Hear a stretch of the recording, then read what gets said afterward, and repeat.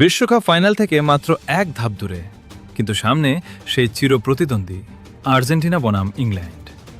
ইতিহাস, পরিসংখ্যান নাকি বর্তমান ফর্ম, শেষ পর্যন্ত কে বুক করবে ফাইনালের টিকিট? চলুন জেনে নেওয়া যাক। ফুটবল বিশ্বের অন্যতম বড় প্রতিদ্বন্দ্বিতা আবারও ফিরে এসেছে। বিশ্বকাপের সেমিফাইনালে মুখোমুখি ইংল্যান্ড ও আর্জেন্টিনা। বিশ্বকাপের ইতিহাসে এই দুই দল এর আগে ৬ বার মুখোমুখি হয়েছে। সেখানে ইংল্যান্ড জিতেছে ৩টি ম্যাচ, আর্জেন্টিনা জিতেছে ২টি।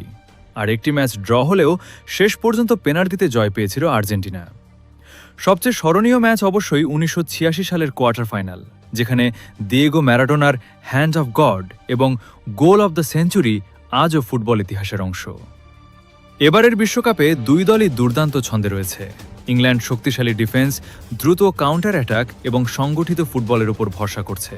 অন্যদিকে আর্জেন্টিনা বল দখল, সৃজনশীল আক্রমণ এবং বড় ম্যাচের অভিজ্ঞতা এগিয়ে।